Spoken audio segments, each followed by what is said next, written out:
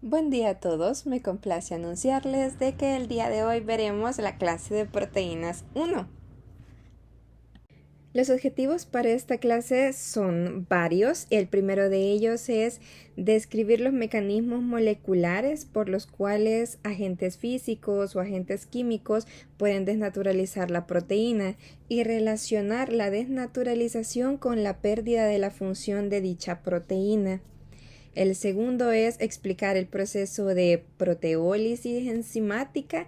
Tenemos su relación o la importancia que tiene en la digestión de las proteínas que nosotros consumimos en la dieta. El tercer objetivo va a ser clasificar a las proteínas según su composición, su conformación y su función biológica.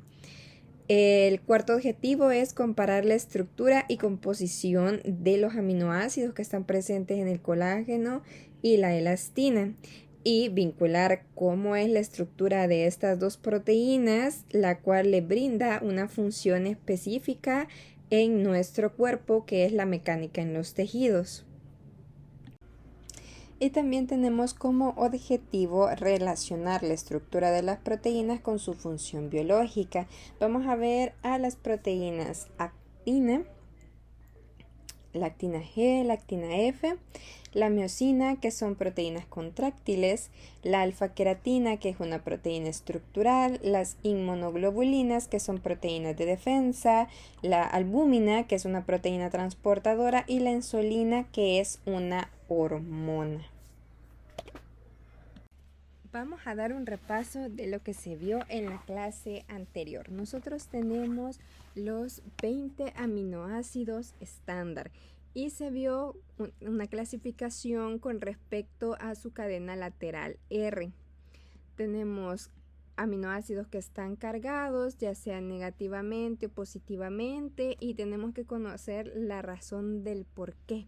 Por ejemplo, en los que están cargados negativamente es porque en su cadena lateral R tienen un segundo grupo carboxílico, que es este que está aquí abajo.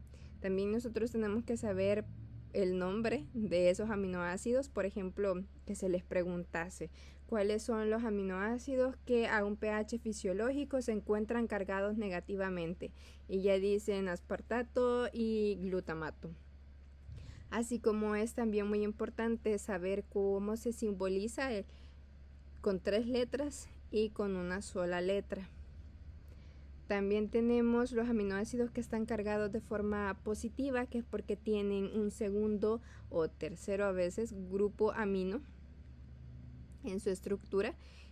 Y hay grupos funcionales dentro de estos aminoácidos que son muy importantes. Por ejemplo, este de aquí que está presente en la arginina se llama grupo guanidinio.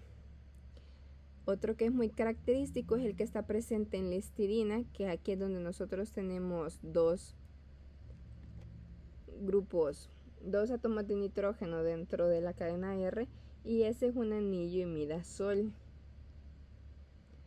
Ahora, tenemos aquí a los aromáticos. En los aromáticos nosotros tenemos la fenilalanina, que tiene un anillo aromático, y la tirosina, que la diferencia con la fenilalanina es que tiene aquí un grupo hidroxilo, y ya eso ya le da características propias diferentes. La fenilalanina, por cómo está su estructura en su cadena R, es un aminoácido apolar, pero la tirosina, porque posee un grupo hidroxilo, es un aminoácido polar que puede formar puentes de hidrógeno con otros aminoácidos, con otras cadenas R de otros aminoácidos. El triptófano también tiene un anillo muy característico que nosotros tenemos que conocer, y es que ese anillo se llama indol, es un anillo de indol. Y no tenemos que confundirlo con el anillo de imidazol que tiene la histidina. Ahora, cuando hablamos de los aminoácidos que tienen átomos de azufre, tenemos dos, la metionina y la cisteína, y por su estructura tienen propiedades totalmente diferentes. La metionina tiene un átomo de azufre entre dos carbonos, que es esto lo que nosotros estamos viendo aquí.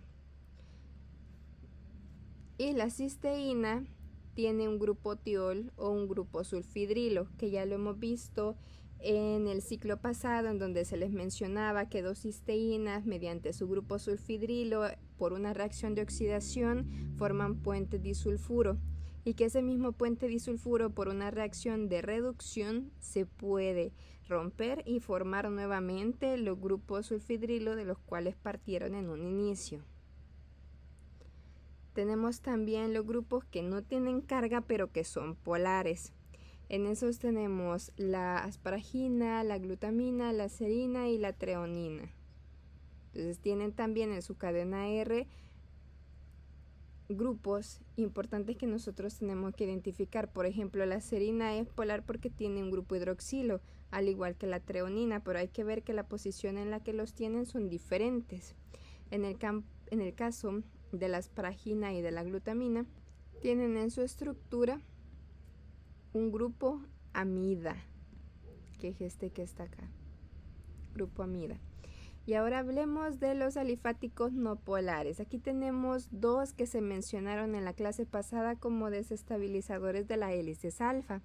La glicina es un desestabilizador de la hélice alfa porque no tiene un grupo R como tal, sino que tiene un segundo átomo de hidrógeno. Entonces, como no tiene un centro de quiralidad, es el único aminoácido aquiral dentro de los 20 que nosotros tenemos acá. Y lo que hace que no tenga cadena R es que sea muy flexible, y esa misma flexibilidad es la que desestabiliza las hélices alfa. Ahora, en el caso de la prolina, lo desestabiliza porque rompe la estructura de la hélice alfa, y de hecho ustedes van a ver en muchos libros, por ejemplo en Leninger, que es uno de los más famosos, lo conocen como rompedora de hélice, y eso es porque en su cadena R que nosotros podemos observar, vemos como esta se cicla y se cierra en el carbono alfa. Ese tipo de estructura impide que formen puentes de hidrógeno, que son interacciones intermoleculares, fuerzas intermoleculares necesarias en toda estructura secundaria, sobre todo en la hélice alfa. O sea, al impedir este tipo de puentes de hidrógeno, pues está rompiendo la hélice. Aparte de eso, tenemos otro dato que son los aminoácidos esenciales. Por ejemplo, de todos esos 20 hay una cierta cantidad que nosotros no podemos generar por nosotros mismos y tenemos que consumir de la alimentación. Por eso se llaman esenciales, porque nosotros los tenemos que adquirir de la dieta. Y en esos tenemos la fenilalanina, la isoleucina, la leucina, la lisina, la metionina, la treonina, el triptófano, la valina, la arginina y la histidina. Entonces es bastante importante de que nosotros desde ahorita pues vayamos reconociendo cuáles son los aminoácidos que son esenciales y la estructura de los 20 aminoácidos por total. En este momento pues no les he mencionado la estructura de todos. Por ejemplo, la valina en su cadena R lateral tiene 3 carbonos, ¿sí? En un isopropil. La alanina tiene un grupo metil. Entonces sí, no los hemos comentado todos, pero sí es importante de que ustedes sepan cuál es la estructura que tienen cada uno de los 20 aminoácidos y saberlos reconocer por dicha característica. Otro punto que se vio en la clase fue los enlaces peptídicos. Entonces los enlaces peptídicos lo estamos formando entre dos aminoácidos. Un aminoácido pone su grupo carboxílico y el otro aminoácido pone su grupo amino. Entonces tanto el grupo carboxílico como el grupo amino tienen que estar en el carbono alfa. Ahí nosotros formamos un enlace peptídico que es tipo amida, es decir, el resultado, lo que se nos forma es un enlace tipo amida, este que yo estoy encerrando acá.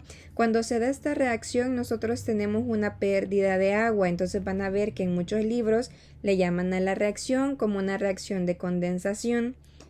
Entonces hay que tener presente eso, que en el momento en que nosotros estamos formando el enlace peptídico, que es un enlace tipo amida, estamos perdiendo moléculas de agua. Y una vez nosotros hemos formado ese enlace, ya no estamos trabajando con aminoácidos como tal, sino que ya se les conoce como residuos de aminoácido. También hay otros libros que les van a decir residuos aminoacídicos. Y es lo mismo. Estamos haciendo referencia a exactamente lo mismo. Después de que nosotros vimos ese enlace tan importante que es el que establece todas las uniones en una proteína, vimos la estructura. Una proteína tiene muchas estructuras. La primera, que es la estructura primaria, únicamente es la secuencia de aminoácidos y solo nos está diciendo cómo se une un aminoácido con otro mediante enlaces peptídicos. Por ejemplo, que primero va la valina, después la alanina, después puede ir una isoleucina, una fenilalanina, un triptófano. Entonces, esa secuencia es la que me está diciendo la estructura primaria de una proteína. Después nosotros tenemos una estructura secundaria. En la estructura secundaria, más que todo en los libros, ustedes pueden ver que lo primero que hacen es presentarles solo dos: la hoja plegada beta y la hélice alfa. Pero en realidad hay otras dos que a veces no las colocan dentro de esta categoría y van ahí. Uno es los giros beta, que sería una tercera forma, y la otra es la cadena alfa. Entonces, más adelante vamos a hablar un poquito más en específico sobre el giro beta y sobre la cadena alfa y el por qué no hay que confundir una cadena alfa con una hélice alfa, porque son diferentes. Pero, mientras tanto, repasemos en sí lo que vimos de la hélice alfa. De la hélice alfa nosotros sabemos de que pues es un enrollamiento como en listón, en donde nosotros tenemos las fuerzas intermoleculares que la estabiliza, que son los puentes de hidrógeno. Ahora, hay que tener cuidado con respecto a cuáles, mejor dicho, son los grupos funcionales que me están formando esos puentes de hidrógeno. En el caso de la hélice alfa, nosotros, por ejemplo, si nosotros tomamos aquí como mi aminoácido número 1, 4 aminoácidos arriba, yo estoy formando el puente de hidrógeno con ese aminoácido que está a 4 aminoácidos de distancia, ¿sí? Entonces, por eso es que ustedes ven que en la bibliografía se les dice que la distancia que tienen los puentes de hidrógeno es de 3.6 aminoácidos. 3.6 aminoácidos por vuelta. Ahí es donde se establece el puente de hidrógeno. Ese se hace a partir del grupo carboxílico del primer carbono y el grupo amino de un cuarto carbono, pero esos grupos son los pertenecientes a los enlaces peptídicos, no son las cadenas R. Las cadenas R de los aminoácidos están hacia afuera y no participan en ningún momento en los puentes de hidrógeno que estabilizan a la hélice alfa. Sí pueden formar puentes de hidrógeno y lo hacen, pero esos no son los que estabilizan la hélice alfa. Entonces, si le llegasen a preguntar cuáles son los que las estabilizan, pues son los que se forman a partir de los grupos funcionales que conforman el enlace peptídico. Eso hay que tenerlo clarísimo. En la parte de la hoja plegada beta o lámina beta, nosotros tenemos de dos tipos, la antiparalela y la paralela. Entonces, de esta ya se les había mencionado cuál es el orden que suele tener. Por ejemplo, en la antiparalela, que una comienza, en este caso, ¿verdad? Que tenemos aquí el C terminal y aquí el N terminal, y del otro lado es al inverso. Aquí tenemos el N terminal y aquí tenemos el C terminal. Entonces hay que ver, además de eso, cómo se forman los puentes de hidrógeno que estabilizan a esta hoja beta. También son puentes de hidrógeno, sí, solo que en este caso se me están formando recto, ¿sí? En un ángulo recto. Entonces, esa es una característica principal, primordial de pues la hoja beta antiparalela. Ahora, si vemos la paralela en donde nosotros comenzamos de igual forma, es decir, en el mismo lado tenemos el C terminal y en el otro lado tenemos el N terminal y es igual en ambas partes. pero los puentes de hidrógeno aquí ya se establecen con cierto ángulo. Y eso hay que tenerlo en cuenta. No sabemos exactamente cuál es el ángulo en específico con el cual se forma, pero sí hay que observar que la formación de esos puentes de hidrógeno es diferente. Ustedes ya sabrán que el ángulo con que se forma una fuerza intermolecular suele afectar la fuerza que éste tenga, es decir, va a ser mucho más débil que el que se forma de manera directa. Eso pues ya lo habíamos visto en química médica, ese tipo de curiosidad. Vaya, entonces ese es un repaso de lo que es la hoja beta, pero hay que tener algo con cuidado aquí, y es que no son cadenas diferentes, no son cadenas polipeptídicas diferentes. Por ejemplo, esta no es una cadena 1 y no es una cadena número 2, sino que es la misma cadena. Es la misma cadena la que se está uniendo mediante puentes de hidrógeno establecidos con los grupos funcionales que forman los enlaces peptídicos. Entonces, en ese sentido, sí hay que nosotros saber cuándo tenemos la misma cadena o cadenas distintas, porque ahorita vamos a ver la definición de una estructura terciaria. En una estructura terciaria, nosotros la vamos a conocer como el plegamento de la misma cadena polipeptídica, es decir, nosotros tenemos una única cadena y esa única cadena se plegó sobre sí misma. Y lo hace mediante las fuerzas intermoleculares que establece con las cadenas R de cada aminoácido. Ahí pueden haber puentes de hidrógeno, puentes salinos, puentes disulfuro, pueden haber interacciones hidrofóbicas. Hay varios tipos de fuerzas intermoleculares que van a haber dependiendo de los aminoácidos que las compongan. Por eso cada proteína tiene un enrollamiento diferente, depende de la estructura primaria. Ahora, el último tipo de proteína que nosotros hemos visto es la estructura cuaternaria, la estructura cuaternaria. Vaya, entonces aquí nosotros tenemos dos o más cadenas polipeptídicas diferentes. Es decir, esta podría ser mi cadena número 1, esta podría ser mi cadena número 2, yo podría tener una tercera, una cuarta, una quinta. Y aquí se están uniendo mediante fuerzas intermoleculares que establecen también con la cadena lateral R de los aminoácidos. Pero ¿cuál es la diferencia con la tercera? Bueno, que la tercera lo hace una única proteína consigo misma. Y la cuarta la hace con cadenas polipeptídicas diferentes. Y puede tener una estructura terciaria y después tener una estructura cuaternaria y tener las dos al mismo tiempo. Sí. Por ejemplo, en este caso nosotros tenemos esta que yo le he puesto 1, ¿verdad? Que está plegada sobre sí misma, pero que también establece relaciones intermoleculares con una segunda.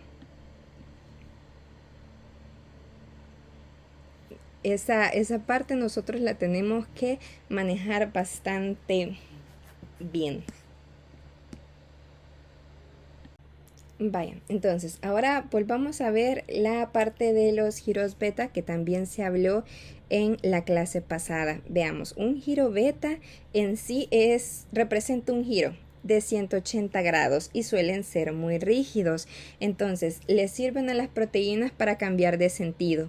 Por ejemplo, iban todas hacia la derecha, el giro beta, ya van todas hacia la izquierda.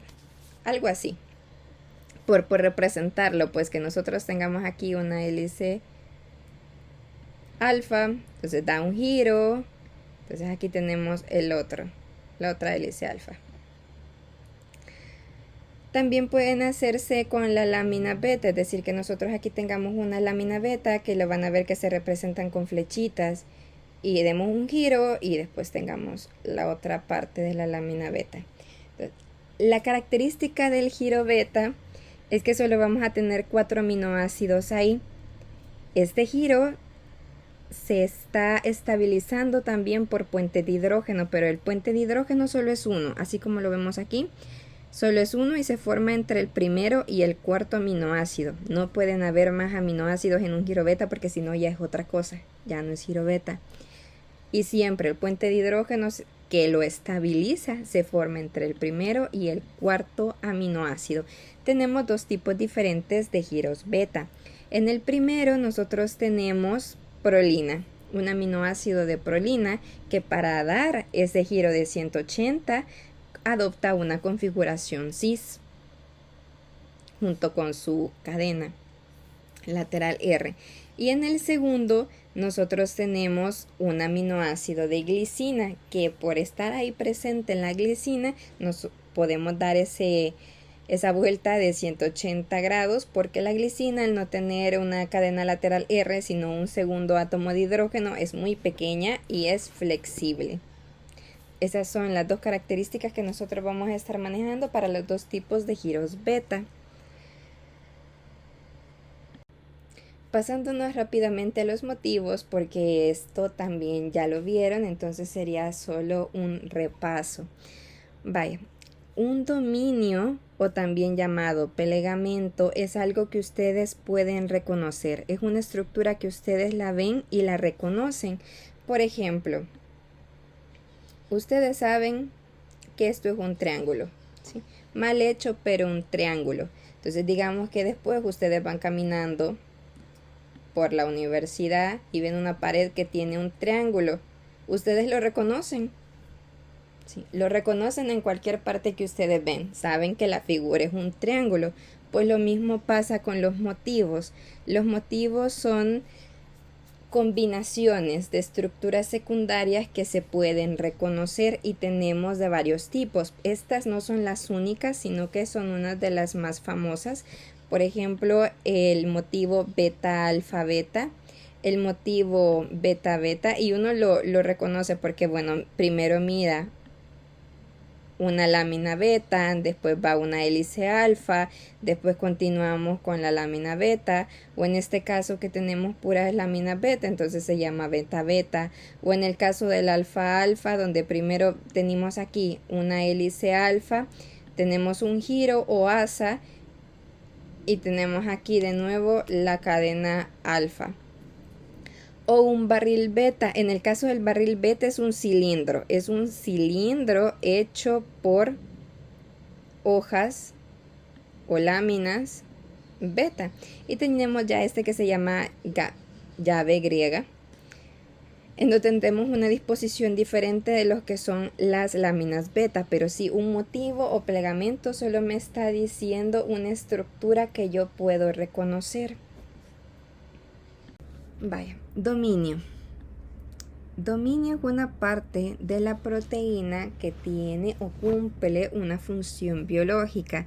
Para explicar eso tenemos a la hemoglobina. Entonces, la hemoglobina es una estructura cuaternaria, una proteína con estructura cuaternaria que tiene 4 dominios. Cada una de las cadenas que la conforman tiene un grupo prostético, que es una parte de la proteína que no está compuesta por aminoácidos, pero que es esencial para que cumpla su función. Con su grupo prostético es con el cual logra captar oxígeno. Entonces la hemoglobina tiene 4 cadenas que son capaces de realizar dicha función. Por lo tanto, tiene 4 dominios. Ahora tenemos el ejemplo de acá en donde tenemos una proteína transmembrana que si nosotros vemos la forma, podemos darnos cuenta de que pues tiene una forma muy similar a lo que vimos anteriormente, que es un barril beta. Únicamente de reconocer la forma nosotros ya estamos teniendo un motivo.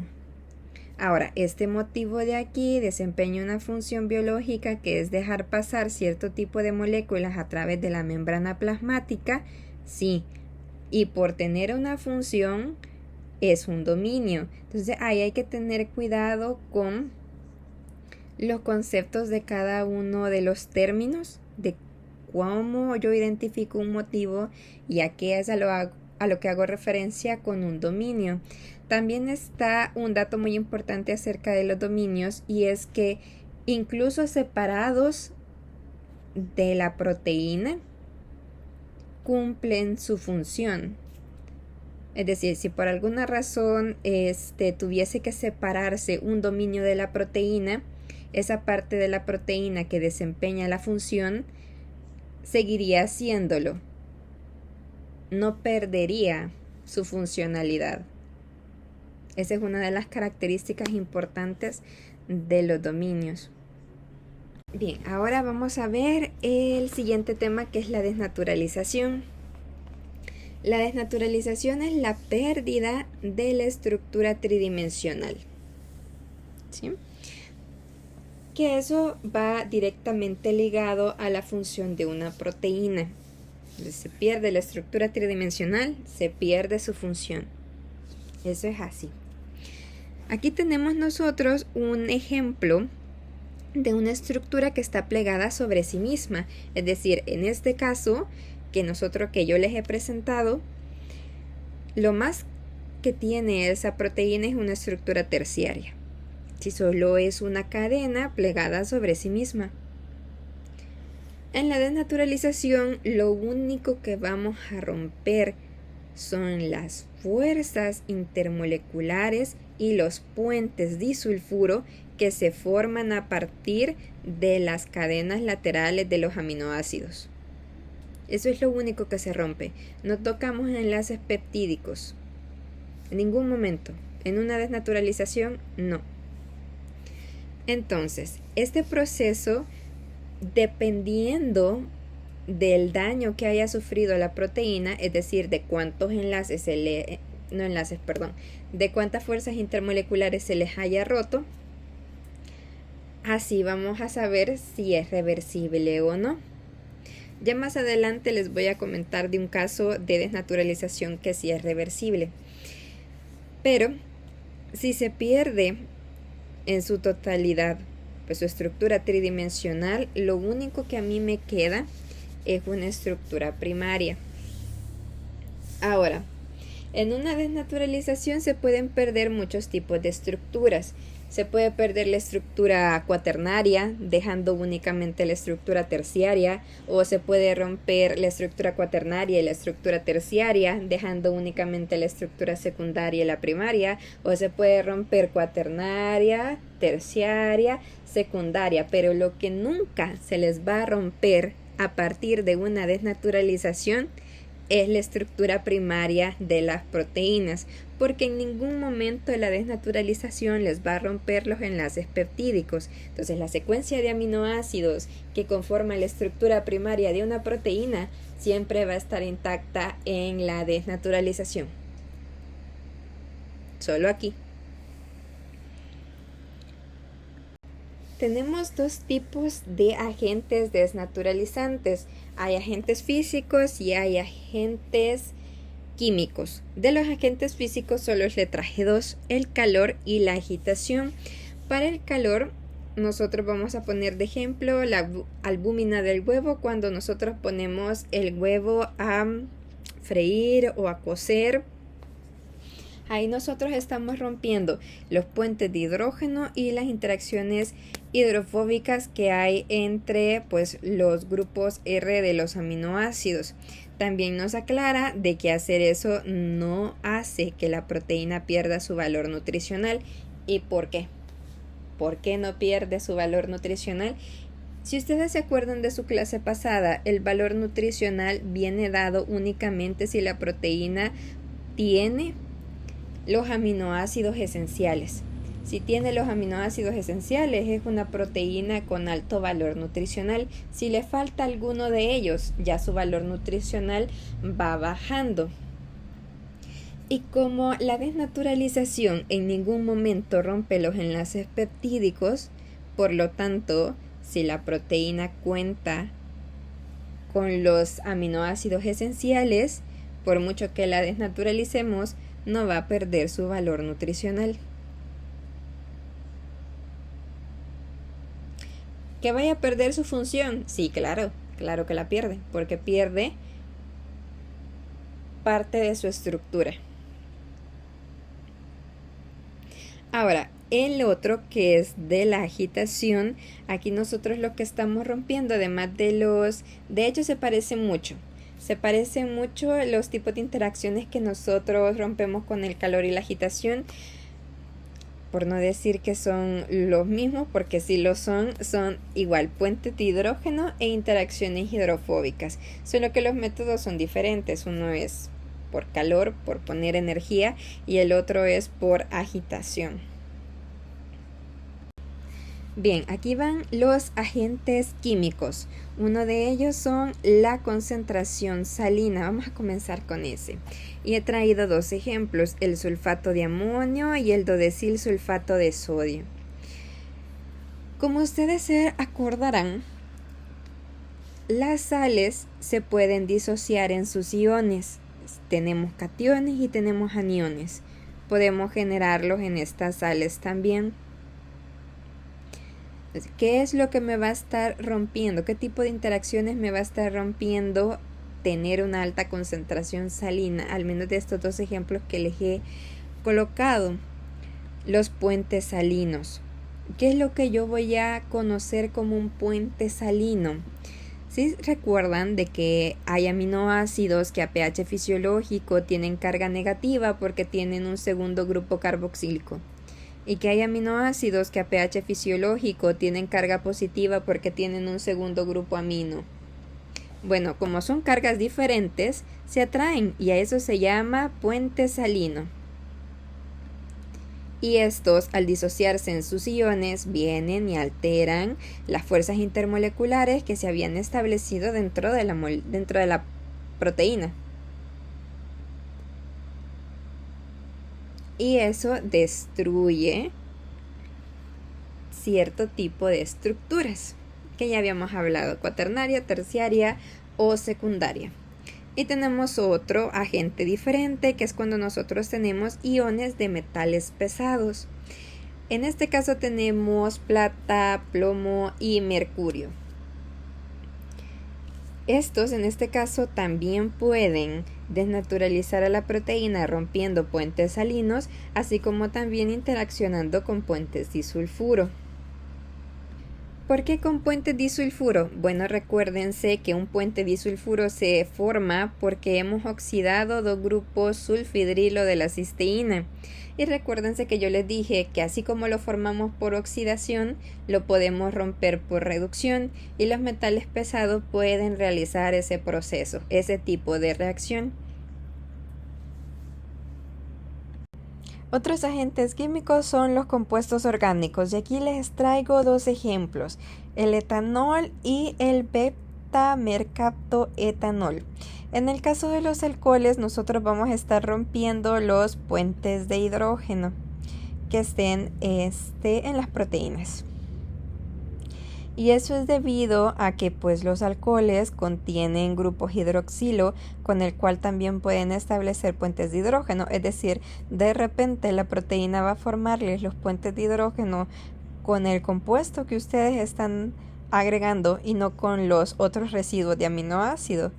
Y en el beta-mercaptoetanol, además de que puede romper puentes de hidrógeno porque cuenta con su correspondiente grupo hidroxilo, también cuenta con un grupo sulfhidrilo que lo hace capaz de interaccionar con los puentes disulfuro que ya se habían formado entre las cisteínas, entre los residuos de cisteína. Entonces, de esta parte de compuestos orgánicos depende mucho del compuesto del que esté hablando. Compuestos orgánicos hay un montón. En el caso de los ejemplos que yo he puesto, que solo son dos, son alcoholes como tal, y abajo pues una combinación de dos grupos funcionales diferentes. Y dependiendo de los grupos funcionales que nosotros tengamos en nuestro compuesto orgánico, así van a ser los tipos de interacciones que se van a romper en la proteína. El último agente químico que nosotros vamos a estar viendo va a ser el pH. Los pHs extremos. O sea, los cambios de pH, ya sean que nos vayamos muy ácidos, es decir, que bajemos el pH, o que subamos el pH, que sea algo muy básico, va a alterar tanto puentes de hidrógeno como puentes salinos. Aquí les traigo como el ejemplito que ya habíamos visto antes de los puentes salinos que se dan entre cargas opuestas de los aminoácidos que tienen carga pH fisiológico y de los puentes de hidrógeno que se van a dar entre los grupos hidroxilo de los aminoácidos que son polares. Vaya, entonces como ejemplo de un proceso de pHs extremos que sucede en nuestro cuerpo tenemos la digestión de los alimentos. Todo alimento tiene proteínas, ¿sí? Hay unos que lo van a tener en mayor proporción que otras y hay unos que van a tener proteínas con un valor nutricional muy alto, como las carnes, y hay otros que lo van a tener con un valor nutricional quizás un poco más bajo, ¿sí? Como algunos tipos de verduras. Pero todos tienen proteínas. Entonces, cuando entran a nuestro organismo, en el estómago, nosotros ya hemos visto esto muchísimas veces, manejamos un pH de alrededor de 1.5. Y ese pH es importantísimo para realizar la función de digestión. Entonces, ahí vamos a tener lo primero, una desnaturalización de la proteína y se van a romper nuevamente, puentes de hidrógeno y puentes salinos. ¿Sí? Bien, y en esta parte de acá ya solo es un esquemita para que ustedes vean en una sola lámina cuáles son los agentes que nosotros hemos hablado y cuáles son las interacciones que rompen. El único que puse de los físicos fue el calor. Ya la parte de la agitación no lo puse porque ese es algo que biológicamente no sucede en nuestro cuerpo, pero los demás sí están. Ahora vamos con un proceso diferente que se llama proteólisis y consiste en la ruptura de la estructura primaria de una proteína. La proteólisis se da por medio de una reacción, que es la hidrólisis de los enlaces peptídicos y de puentes disulfuros. ¿La desnaturalización me puede romper puentes disulfuros? Sí, también lo hace la proteólisis. Ahora, recordando lo que habíamos dicho antes sobre la digestión de las proteínas. Lo primero que hacíamos era una desnaturalización. Ok, bien, quien me hace esta reacción de hidrólisis es unas proteínas específicas que se llaman proteasas. ¿Sí? Hay varios tipos de enzimas que pueden realizar este tipo de hidrólisis.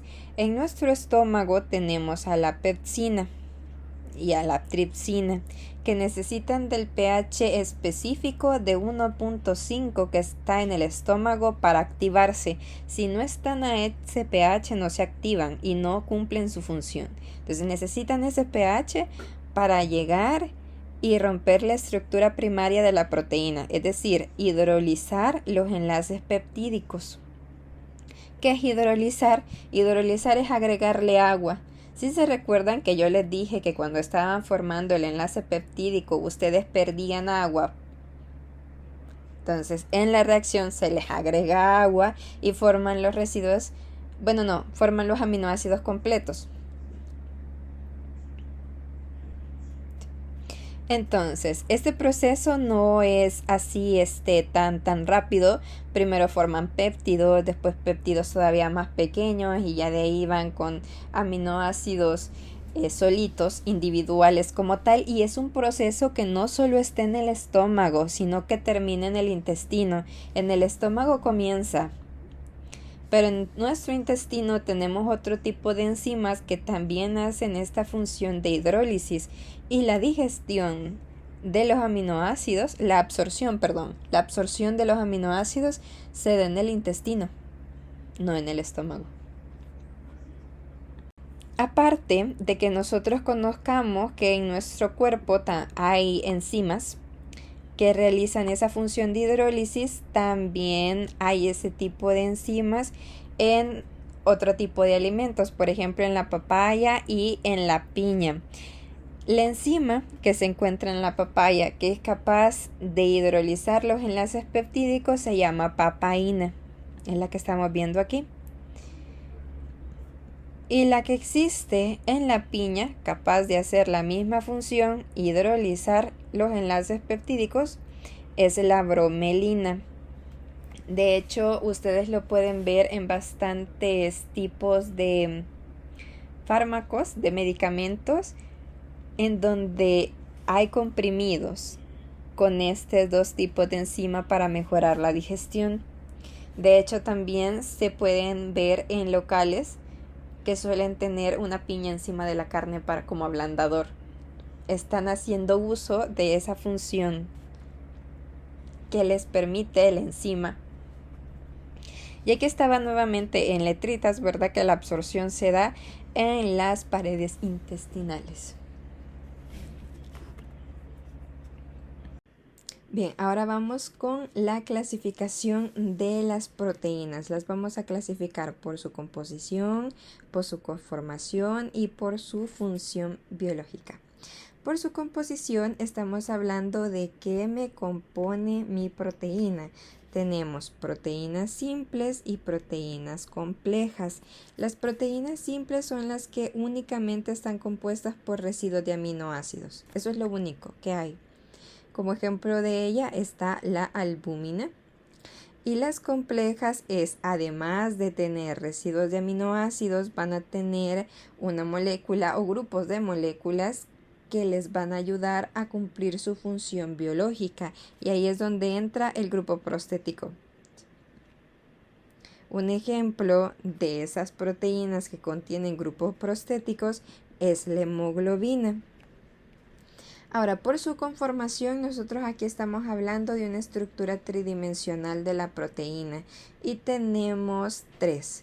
Puede ser fibrosa, puede ser globular o puede ser una mezcla de las dos que se les conoce como mixta, es decir, tener una parte de la proteína que sea fibrosa y otra parte de la misma proteína que sea globular. En el caso de las fibrosas, nosotros las vamos a identificar porque son lineales. ¿Sí? Vemos cadenas polipeptídicas que se disponen en hebras largas u en hojas.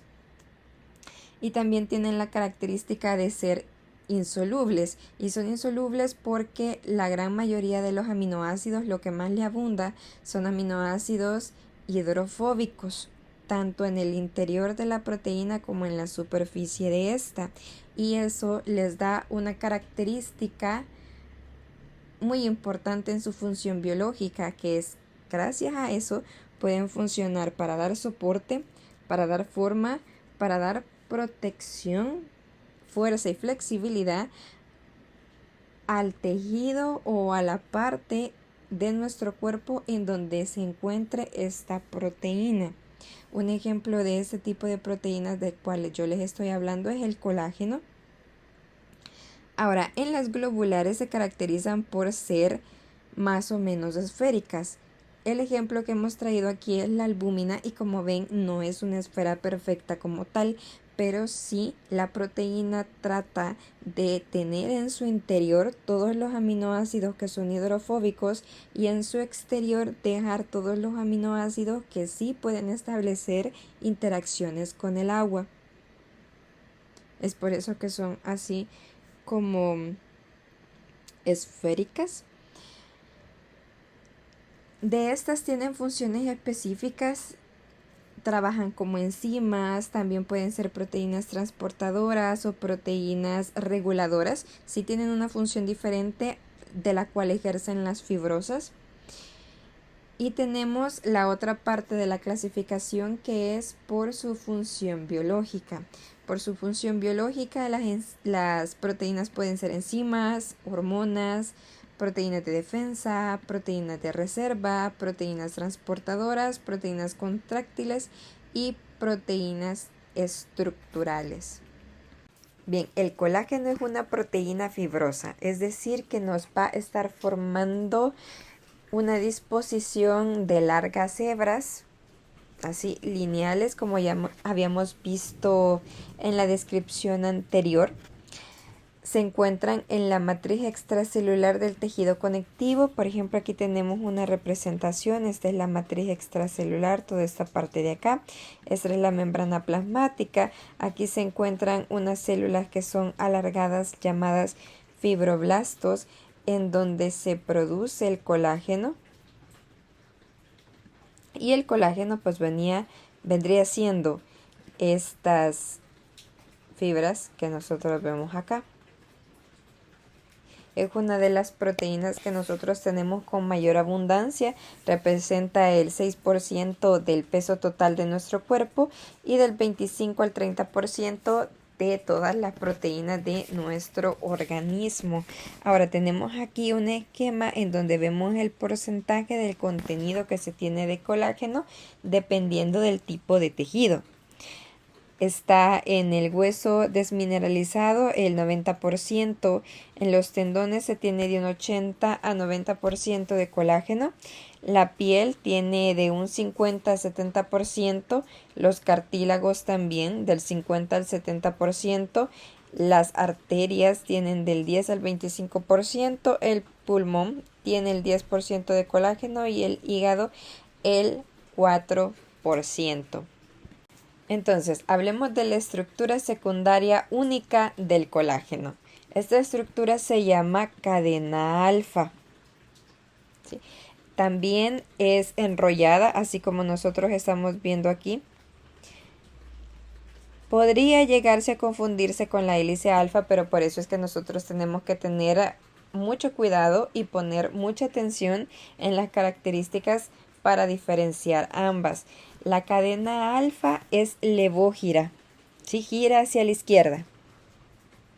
Tiene 3 residuos por vuelta, a diferencia de la hélice alfa que tiene 3.6, este tiene 3. Es decir, yo estoy formando mis puentes de hidrógeno entre el primer aminoácido y el tercero hacia arriba.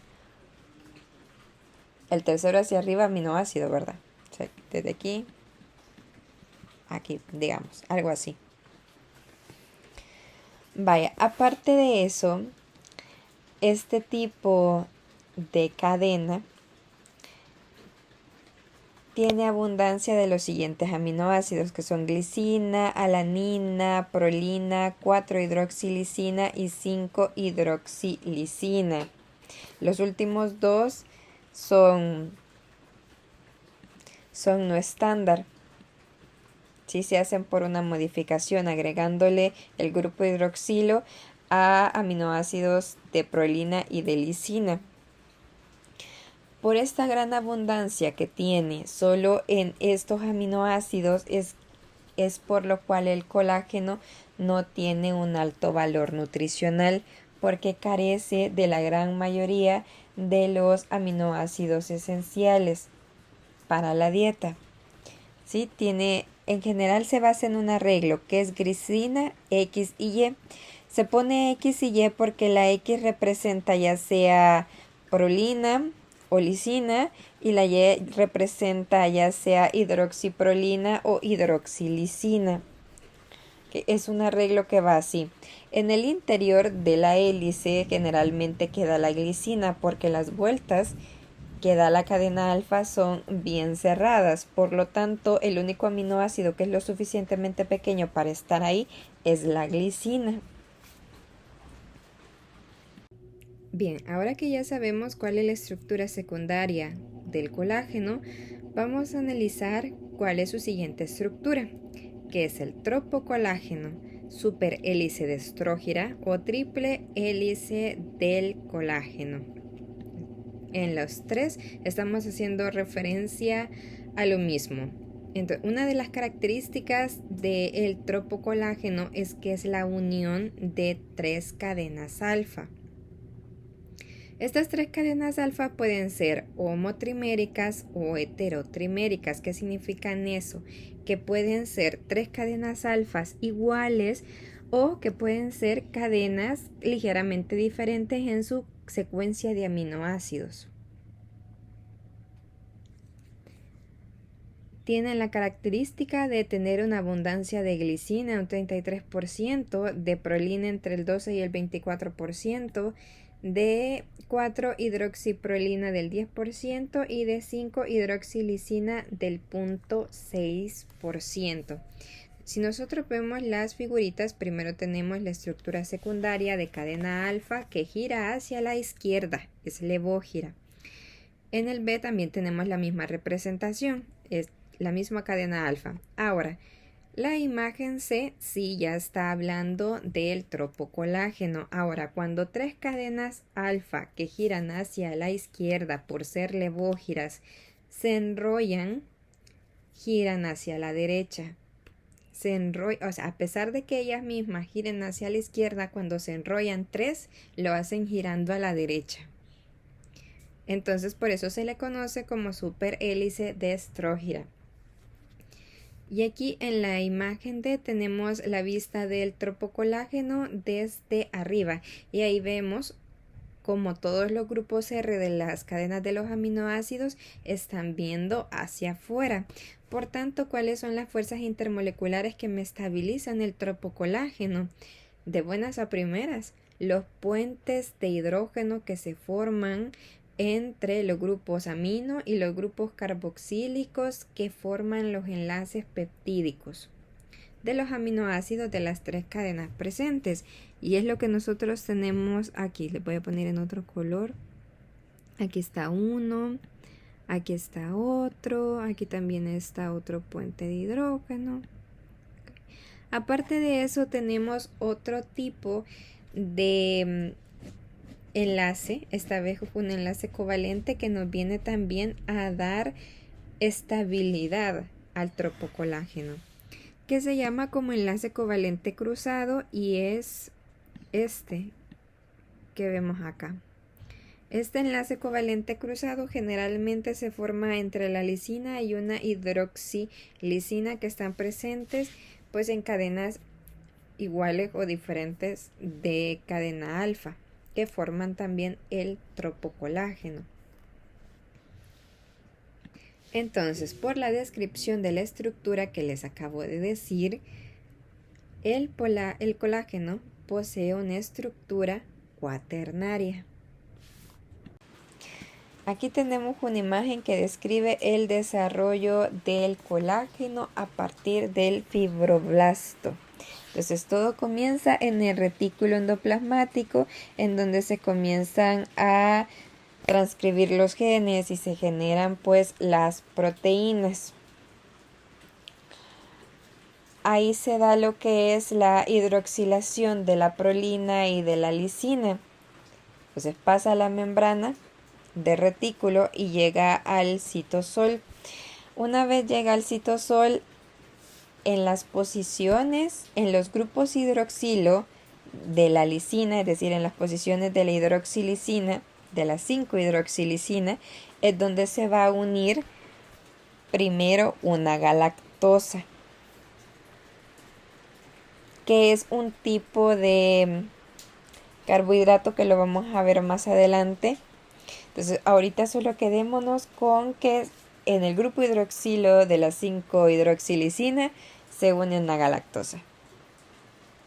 Posterior a esa galactosa se une una glucosa, que es lo que nosotros estamos viendo acá. Y esto lo estamos poniendo primero para que ustedes sepan que el colágeno es una glucoproteína por ese hecho, porque tiene carbohidratos unidos por medio de enlaces o glicosídicos a los grupos hidroxilo de la 5-hidroxilisina.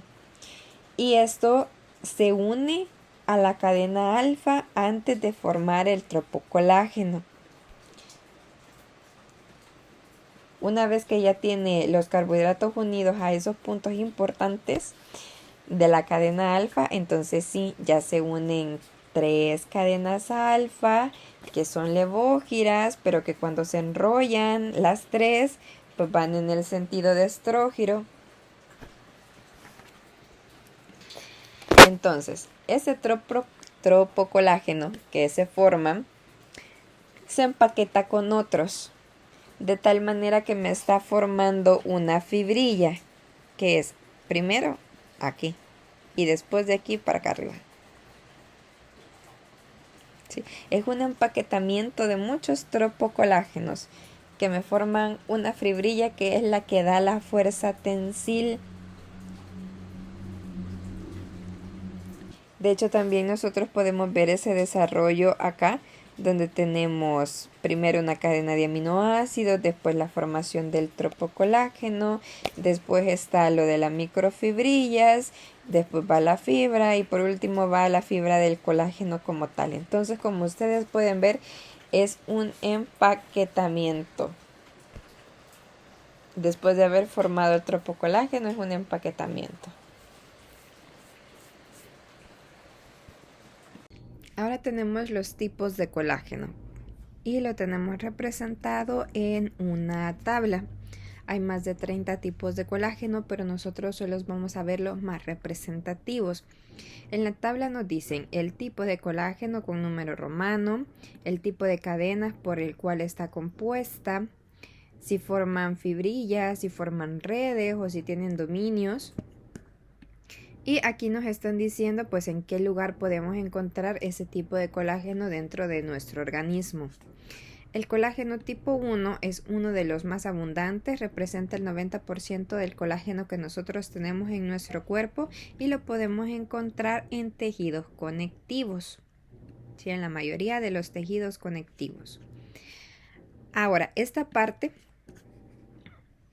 en donde nos dice cómo está conformado el colágeno se refiere a cómo están conformadas las cadenas de los tropocolágenos.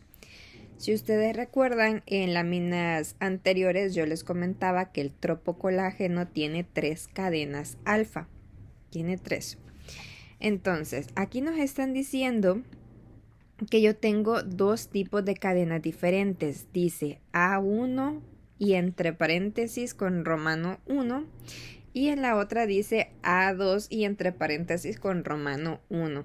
Entonces, ahí nos están diciendo que hay 2 tipos de cadena, A1 y A2. El 1 que aparece entre paréntesis hace referencia al tipo de colágeno, es decir, que es cadena 1 perteneciente al colágeno 1, que es lo que está acá. Esto. Y esto. Ahora, hay un numerito que lo vamos a dejar aquí, que lo vamos a ver ahorita, mejor dicho, que dice 2, que nos está queriendo decir ahí que tenemos 2 cadenas A1 del colágeno tipo 1, y aquí donde no vemos un numerito es porque solo hay una, y hay una cadena tipo 2 para el colágeno tipo 1. Entonces esto depende del gen que codifique cada una de las cadenas alfa. Hay múltiples genes que codifican diferentes tipos de cadenas alfa para diferentes tipos de colágeno. Entonces, es importante conocer que cada cadena es específica para cada tipo de colágeno y no son intercambiables. Por ejemplo, la cadena a la cual yo le estoy diciendo A1 en el colágeno tipo 1 no es la misma cadena a la que se le está diciendo A1 en el colágeno tipo 2. Son diferentes y las codifican genes diferentes. En el caso del colágeno tipo 2, estamos viendo, según lo que se nos ha escrito, que tiene 3 cadenas alfas de un mismo tipo. A1 para el colágeno 2. Ahora veamos que tiene el colágeno tipo 3. El colágeno tipo 3 también me dice que tiene 3 cadenas alfas A1 de colágeno tipo 3. Y que en el caso de los 3 colágenos que hemos visto, del tipo 1, del tipo 2 y del tipo 3, los 3 forman fibrillas. Uno lo encontramos, como les decía, en la mayoría del tejido conectivo. El tipo 2 está en los cartílagos y el humo vítreo. Y el tipo 3, pues lo podemos encontrar en la piel, en la sangre, en los vasos sanguíneos, pulmones, útero, intestino. Entonces, de esta tablita, ¿qué es lo importante. Que ustedes aprendan a reconocer qué les dice este tipo de información en donde nos están dando las cadenas que conforman al tropocolágeno, los tipos de colágeno y en dónde podemos encontrarlos. ¿Sí? La siguiente proteína que nosotros vamos a estudiar es la elastina. Se encuentra principalmente en las fibras elásticas y abunda en la matriz extracelular. En sí, su función biológica es contraerse y extenderse sin perder su estructura original. Entonces, de esa manera es que permite a los lugares en donde se encuentre tener cierta elasticidad. En cuanto a su estructura, tenemos el 33% de glicina. No nos dicen el porcentaje, pero sí nos afirman de que es muy abundante en prolina, que tiene muy poca 4-hidroxiprolina y que no hay 5-hidroxilisina. También que es muy abundante en aminoácidos apolares. Ahora, la elastina como tal se forma primero desde la tropoelastina. La tropoelastina es una única cadena polipeptídica, a diferencia del tropocolágeno, en donde nosotros tenemos 3 cadenas alfa uniéndose, girando. La tropoelastina solo es una, ¿sí? Solo es una cadena polipeptídica que entre varias, formando enlaces, forman la elastina como tal. Ahora, hay varias regiones de nuestro cuerpo en donde nosotros tenemos elastina. Hay de un 30 a un 57% en la aorta, un 50% en los ligamentos elásticos, un 28 al 32% de los vasos sanguíneos, un 3 al 7% en los pulmones, un 4% en los tendones y un 2 al 5% en el peso seco de la piel. Vaya, la elastina llega a poseer una estructura cuaternaria y posee 2 dominios. El primero de ellos le sirve para hacer su función de resistir tensiones y consiste en giros beta que se agrupan helicoidalmente y forman espirales beta. Entonces ahí nosotros tenemos una secuencia de aminoácidos apolares que es glicina, valina, prolina y glicina. Ahora, el segundo dominio es el que me permite establecer enlaces entrecruzados de desmosina entre tropoelastinas, entre varias tropoelastinas. O sea, ya ahí ya estamos formando lo que es la fibra de la elastina como tal. Y en ese dominio vamos a tener una secuencia de lisinas, alanina y lisina. En varias bibliografías van a encontrar de que ese intercambio entre lisina y alanina puede que sea así como yo lo he representado aquí, que he puesto 2 alaninas entre lisinas, o pueden haber 3, o puede que solo haya una. ¿Sí? Entonces eso puede variar en las tropoelastinas. Cada una de estas líneas que nosotros tenemos aquí viene a representar una tropoelastina y cada uno de estos enlaces que nosotros vemos azules vienen a representar los enlaces covalentes entrecruzados. Ahora, uno de los más famosos es el que se forma para generar la desmosina. La desmosina ya la habíamos visto antes, es un aminoácido no estándar, pero sí se genera a partir de la interacción entre las lisinas de varias tropoelastinas. Aquí tenemos los 2 tipos de enlaces entrecruzados que se pueden estar formando entre las tropoelastinas para formar la elastina como tal. El primero que les había mencionado con anterioridad, que es de la desmosina, y ya un segundo que es de lisino-norleucina. Entonces, para formar desmosina nosotros tenemos 4 tropoelastinas que se van a unir a partir de la cadena lateral de la lisina para formar esta estructura. Es decir, aquí tenemos una tropoelastina, aquí está la otra, aquí está la otra, aquí está la otra, y este sería su residuo de lisina, y van a interaccionar con respecto a su cadena R. La cadena R de la lisina vendría a ser estas. Okay. Entonces interaccionan las 4 y le forman lo que es ya la estructura de la desmosina como tal. Ahora, en el caso de la lisino-norleucina es un poquito diferente porque estamos utilizando una que sí es una lisina completa y el otro residuo de lisina ya no está completo como tal, sino que ya sufrió una reacción en donde se sustituyó el grupo amino que estaba en la cadena R lateral por un grupo aldehído.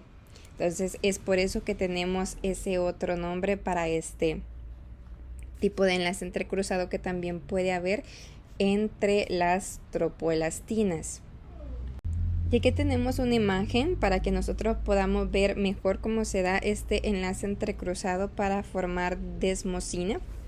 En este caso tenemos aquí la lisina, las intercalaciones que hace con alanina, que en este caso son 2, y una lisina aquí abajo. Y aquí podemos ver que tenemos otra tropoelastina que tiene una lisina. En este caso hay 3 alaninas de por medio y después está la lisina.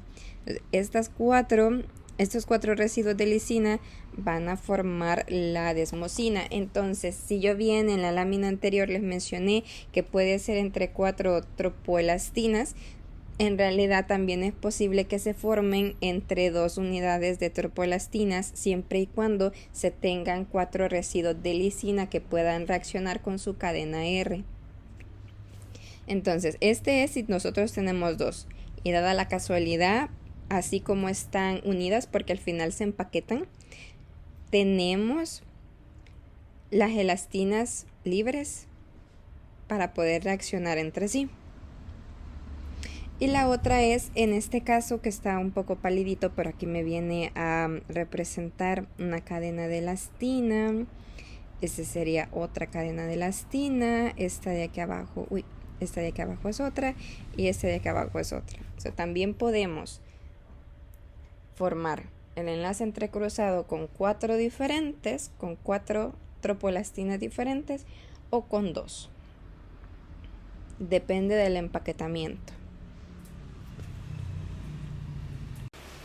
La alfa-queratina tiene la función de soportar esfuerzos mecánicos y es una proteína fibrosa, es decir, se caracteriza por ser cadenas polipeptídicas que están dispuestas en largas hebras, también por tener cierta insolubilidad, donde la vamos a encontrar en uñas, cabellos, garras, cuernos, pezuñas, y tiene una abundancia de aminoácidos hidrofóbicos como alanina, valina, leucina, isoleucina, metionina y fenilalanina.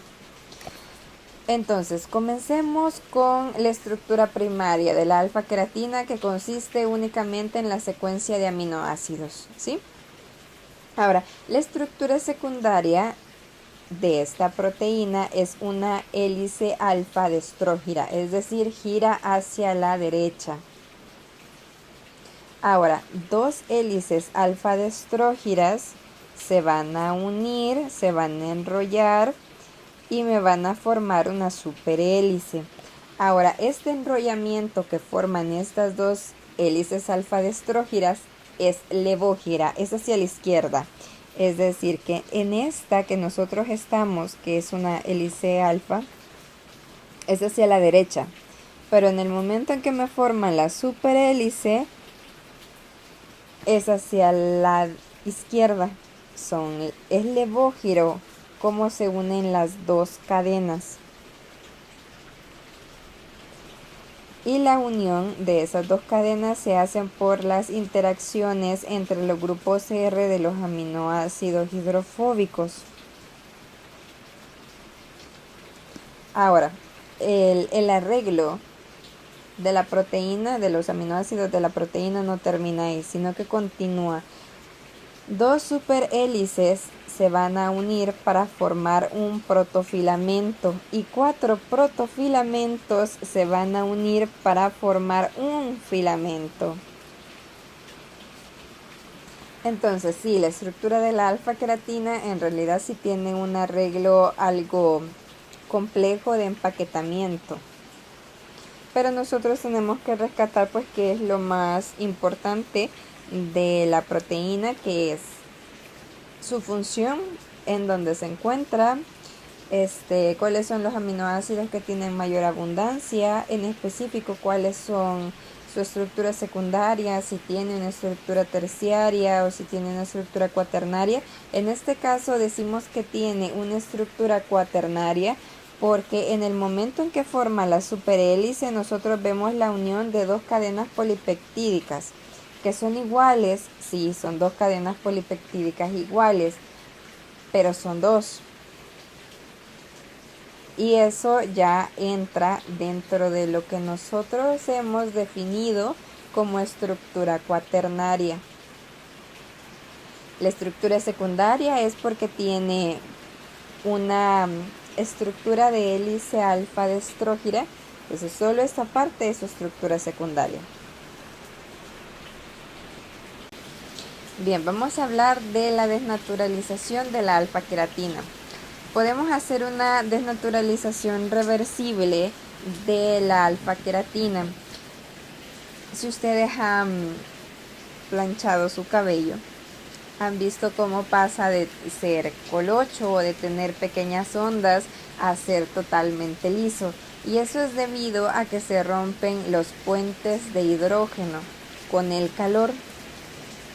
Y en lugar de formar las hélices alfa que se forman de manera natural, vamos a estar formando láminas beta, que en el momento en donde ustedes aplican el calor pues les va a durar cierto tiempo, pero después, cuando ya se enfríe o se moje en su cabello, va a regresar a su formación original, que son hélices alfa. Hay otro proceso que es desnaturalización, esa sí es permanente, que se llama ondulado permanente. Y ahí necesitamos de dos tipos de agentes. Necesitamos el calor y necesitamos de agentes reductores. Aparte de los puentes de hidrógeno, la alfa-queratina tiene como fuerzas estabilizadoras a los puentes disulfuro. Entonces, lo que hacemos con el calor es romper los puentes de hidrógeno y le damos la forma que queremos que tenga el cabello, que en este caso serían pues la ondulación permanente, ¿sí? El ondulado que queremos que tenga el cabello. Entonces, en ese momento se le aplica un agente reductor para romper los puentes disulfuro, y formar los grupos sulfidrilo. Okay. Luego de formar los grupos sulfidrilo, volvemos a aplicar, bueno, en este caso no es que volvamos, sino que aplicamos un agente oxidante para formar los puentes disulfuro en esa nueva posición en la que nosotros los queremos. Entonces, ese es un tratamiento que va a estar permanente solo en la parte del cabello en la cual nosotros lo hemos hecho. Conforme pase creciendo el cabello con el tiempo, ese cabello nuevo que nazca va a tener hélices alfa, las hélices alfa originales. Solo es permanente para la parte del cabello que sufrió el tratamiento. La siguiente proteína de la que vamos a hablar es la albúmina humana. Una de las características principales de esta proteína es que es una proteína transportadora que se encuentra en nuestra sangre. Es una de las más abundantes y una de las características principales es que funciona como transportadora. Tiene un tamaño reducido que le ayuda a cumplir esta función de transportarse por medio de nuestra sangre y llevar ciertos tipos de ligando a los lugares en donde es necesario.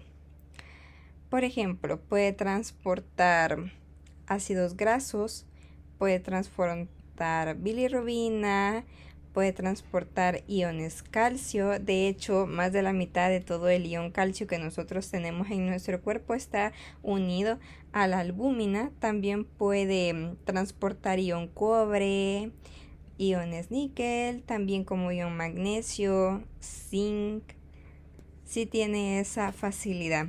Aparte, como es una de las más abundantes que nosotros tenemos en nuestra sangre, representa el 80% de la presión oncótica. Si se recuerdan de este término que nosotros lo vimos en el ciclo pasado, que yo les decía que la presión oncótica pues nos va a decir hacia dónde se va a dirigir o se va a mover el agua, y dependiendo de la concentración que nosotros tengamos de partículas coloidales. Por el tamaño de la albúmina se considera una partícula coloidal, y como tenemos una mayor abundancia dentro de los capilares, entonces el agua se queda pues, dentro de los capilares por la presión oncótica que generan las proteínas plasmáticas. Aparte de eso, pues esta albúmina es sintetizada en el hígado. Tiene una gran cantidad de aminoácidos que están cargados, como el ácido aspartico, el ácido glutámico, la lisina y la arginina. También tiene un bajo contenido en triptófano y metionina, y contiene específicamente 35 cisteínas, de las cuales puede formar, con las cuales puede formar 17 puentes disulfuro. Es decir, hay una cisteína de esas 35 que queda sin formar puentes disulfuro, porque ustedes recuérdense que se forman en pares. Ahora, aparte de eso, tenemos el punto isoeléctrico, que es de 4.8. Es una proteína de carácter ácido. ¿Qué significa eso? Que todos los grupos, o todos los aminoácidos, mejor dicho, que en su cadena R contengan un segundo grupo carboxilo o un grupo funcional que se pueda acidificar, es decir, donar sus iones hidrógeno, lo van a hacer al pH fisiológico. Eso es lo que están diciendo. El pH fisiológico, ese es el punto isoeléctrico. Bueno, el punto isoeléctrico de la albúmina es 4.8, y el pH fisiológico pues está cargada negativamente. También está la característica de que estructuralmente se compone en un porcentaje de 55% hélice alfa y ya un 16% de hoja beta. Si ustedes ven, eso no suma el 100%, que significa que todo lo demás no necesariamente tiene una estructura secundaria, ¿sí? Otra de las características importantes que nosotros tenemos que guardar es cuál es el rango normal que nosotros tenemos que tener en sangre de la albúmina, y ese es de 3.4 a 5.4 gramos entre decilitro, o aquí la conversión que ya lo tenemos en litro, que sería 34 a 54 gramos entre litro. La albúmina, así como el dibujito que tenemos acá, tiene 3 dominios. Ahora, también tiene subdominios dentro de esos dominios, o sea, tienen parte que ejercen una función y todavía tienen otra clasificación dentro. Dentro de sus 3 dominios tienen 2 subdominios que son A y B, que es lo que ustedes pueden ver aquí. En números romanos dice 1, es decir, el primer dominio con su subdominio, que es B. Y aquí ven que dice 1, o sea que también forma parte del primer dominio, y ya su subdominio es A. Y es lo mismo para los otros 2 restantes. Entonces aquí abajo, en esta partecita de aquí, nos dicen hasta dónde llega cada dominio. Ahí dice que el primer dominio, que es 1A, va del aminoácido número 5 al 107.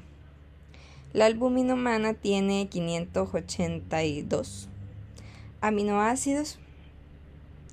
Entonces aquí ustedes pueden ver de dónde a dónde llega cada dominio. Bien, entonces aquí podemos ver la estructura de una albúmina. Nos presentan la secuencia de aminoácidos y están utilizando el símbolo de una letra. También nos presentan los puentes disulfuro y nos representan los bucles. La albúmina tiene 9 bucles, y cada dominio, porque son 3, tiene 3 bucles. Es decir, el dominio 1, que es el que ven aquí, va del bucle 1 al 3. El dominio 2 va del 4 al 6 y el dominio 3 va del 7 al 9. Entonces cada uno de Estas secciones que son repetitivas se forman de un bucle grande, uno chiquito que sería el 2 y uno grande que vendría a ser el 3, y así van grande, chiquito, grande. Ese es el patrón que siguen. Aparte de eso, hay muchas cosas que nosotros tenemos que aclarar acerca de dónde se unen los ligandos que puede transportar la albúmina.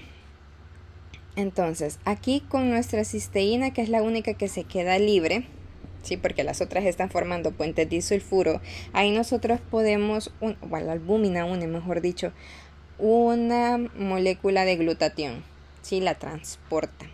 Ahora, la albúmina puede transportar como máximo 6 ácidos grasos, pero lo normal, lo común es que solo transporte 2, máximo 4, pero lo normal es que solo transporte 2 de los 6 que puede transportar.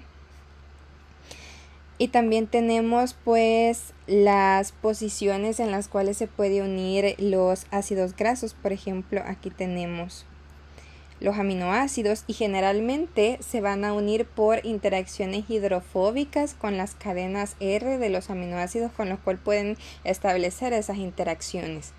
En este caso aquí tenemos el primer aminoácido que se une, aquí está el segundo, aquí está el tercero y el cuarto, que es lo único que han representado porque es lo más que se puede unir, a pesar de que sí se pueden unir 6 teóricamente hablando.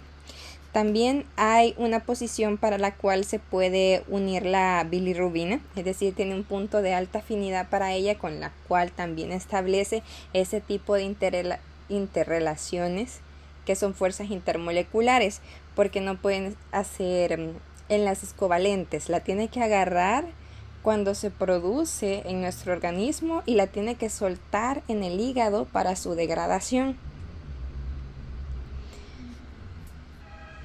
Entonces, ¿se acuerdan que yo les comenté que pues en sí la albúmina tiene una carga negativa? Pues la verdad es que hay unas regiones que todavía son más negativas que otras, y las que están cercanas al N-terminal, que sería recuérdense que todas las proteínas comienzan con el N-terminal y terminan con el C-terminal.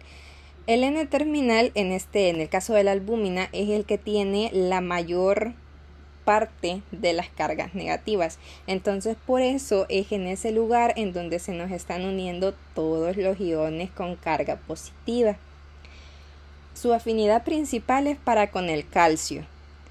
¿Que se pueden unir los demás? Sí, pero ya es menor proporción. Sí, la mayor afinidad la tiene para el calcio. Y por último, vamos a estudiar pues cuál es la estructura mayor a la que llega la albúmina. ¿Tiene estructura primaria? Sí, porque tiene una secuencia de aminoácidos la cual toda proteína tiene que poseer. ¿Tiene estructura secundaria? Sí, tiene hélice alfa, que es lo que tiene en mayor proporción, y una mínima parte de hojas beta. Y lo último que posee es una estructura terciaria, porque es una única cadena polipeptídica que se enrolla sobre sí misma. No son 2, no son 3, no son 4, solo es una. Entonces, por ese hecho, su estructura máxima pues es terciaria. Vamos a ver a las inmunoglobulinas o anticuerpos, que se abrevian como IG. Tenemos de 5 tipos. Tenemos IgA, IgD, IgE, IgG, IgM. De los 5 tipos, el más abundante que nosotros tenemos en el suero sanguíneo es la IgG. La gran mayoría de los anticuerpos que nosotros tenemos se fabrican o se sintetizan, mejor dicho, mediante un proceso que comienza desde la médula ósea con las células madre que se encuentran allí. Entonces ya les había comentado en las clases pasadas del ciclo anterior que las células madres tienen un proceso de identificación, es decir, ellas deciden si van a ser glóbulos rojos o si van a ser glóbulos blancos. En su proceso para formar linfocitos, que son los glóbulos blancos, generan células beta, que son las que nos están produciendo algunos tipos de inmunoglobulina, y ya de ahí el proceso continúa para formar a las siguientes. Entonces el proceso en sí tan detallado no lo vamos a ver, pero sí es de sumo interés de que ustedes sepan de que todo comienza con las células madres de la médula ósea. ¿Cuál es la función principal que tienen estas proteínas? Es de brindar defensa a nuestro organismo. Vamos a ver la estructura de la principal, o la más abundante, mejor dicho, que nosotros tenemos, que es la IgG. Vaya, comencemos con la forma con la que generalmente trabajan. Es una Y, aquí la tenemos acostada, pero es más o menos una Y. Y la podemos dividir en dos partes. Esta, que sería una rama, o el tronco, mejor dicho. Este sería el tronco. Y estas de aquí que serían las ramas.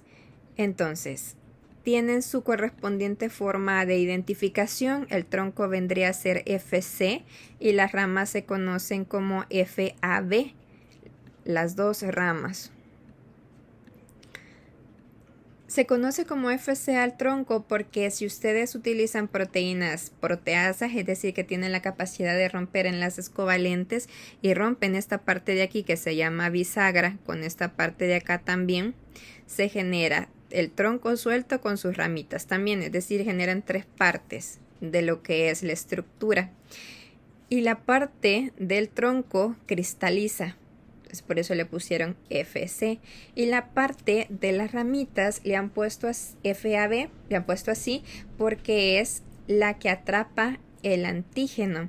Ahora, ¿qué es un antígeno? Antígeno viene siendo el ligando que une este tipo de proteínas, es decir, es toda molécula o compuesto que puede generar una reacción inmune, un patógeno. ¿Qué puede ser un patógeno? Un virus, una bacteria y entre otros, ¿verdad?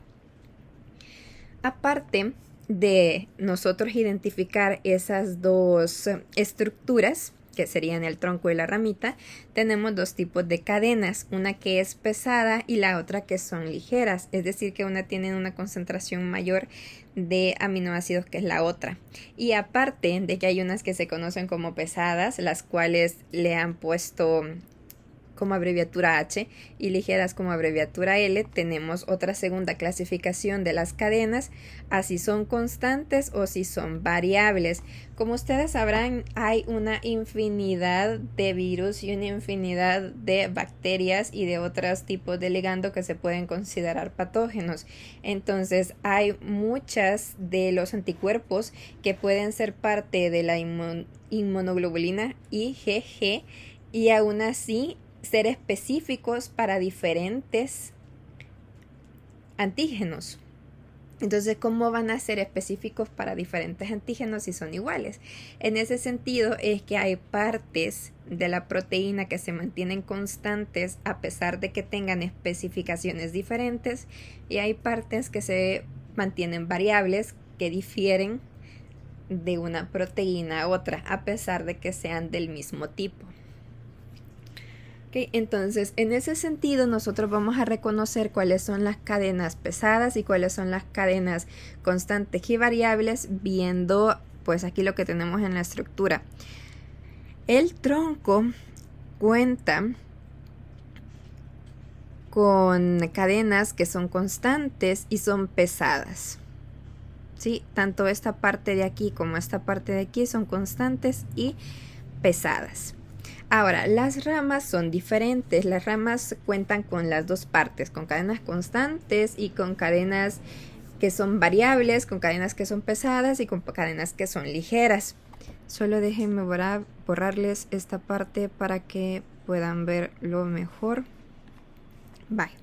Entonces, tenemos esta parte de aquí que es un poquito más clara, que son cadenas ligeras. ¿Okay? En ambas ramitas son cadenas ligeras. La primera parte de la ramita es constante, la segunda parte es variable. Y es lo mismo de este lado, esta primera parte es constante y la segunda es variable. Del otro lado de la ramita nosotros tenemos el lado que es pesado. Entonces de la cadena pesada nosotros tenemos la primera parte que es constante y la segunda parte que es variable. Entonces aquí también toda esta parte de aquí es constante, perdón, es pesada, y esta primera parte es constante y esta segunda parte es variable. Eso lo tenemos que tener claro. Y eso es lo que representa dominios dentro de nuestra proteína. Sí tienen una función específica, un motivo por el cual ser. Entonces cada una de las regiones que son constantes y variables representan un dominio.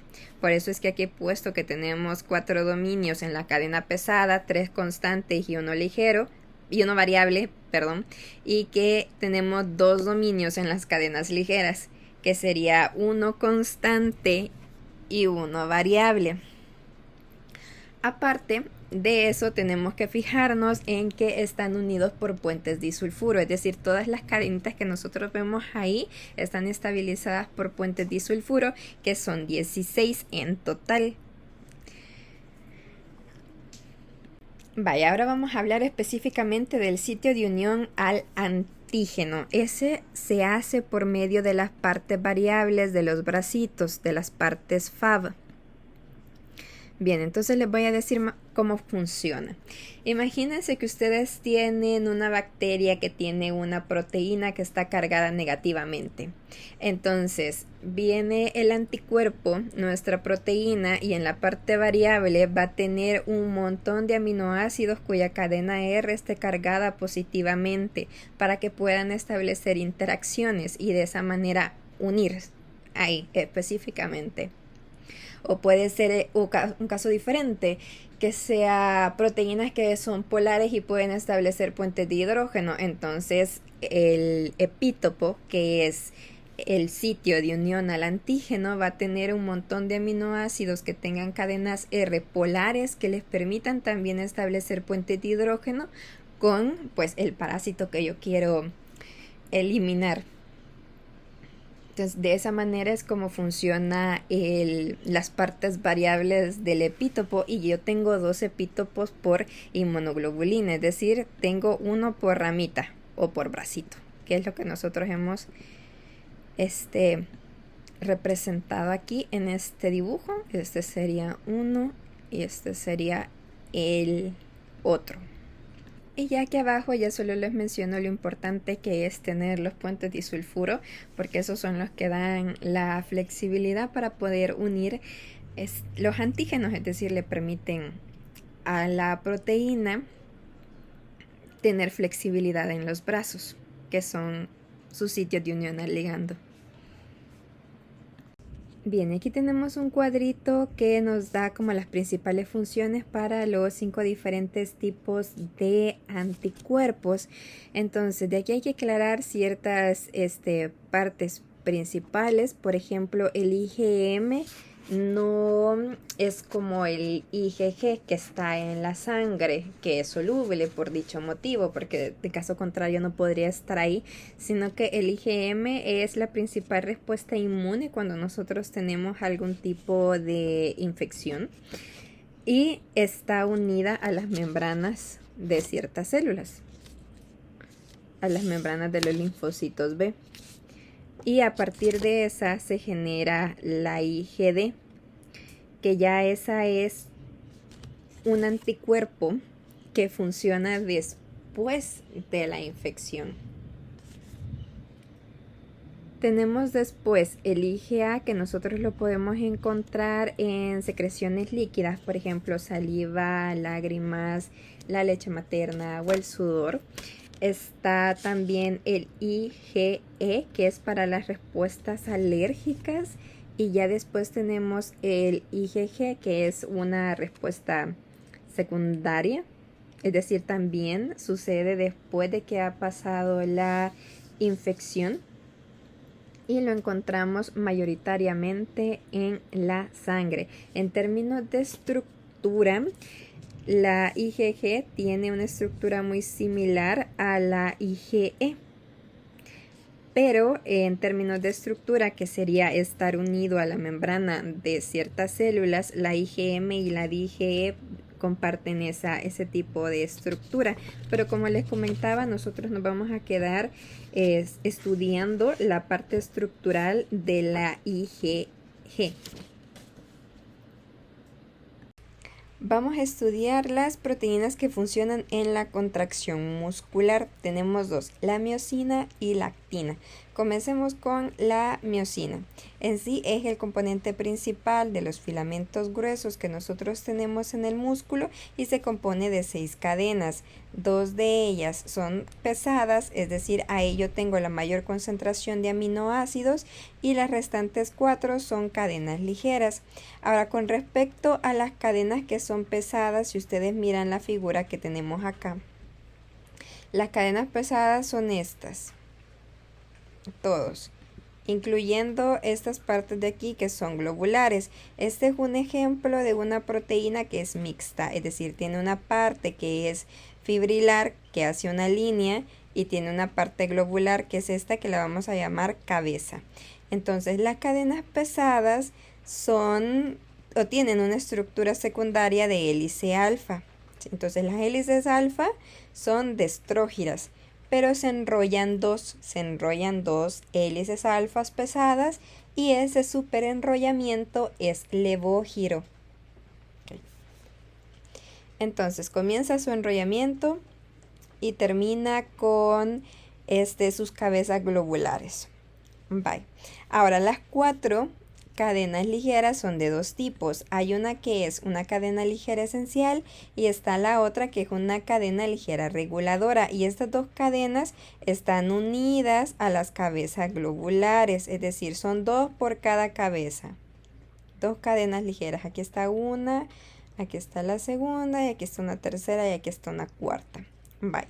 De toda esta estructura pues tenemos partes importantes, esta que se llama bisagra y esta partecita que de aquí que se llama pivote.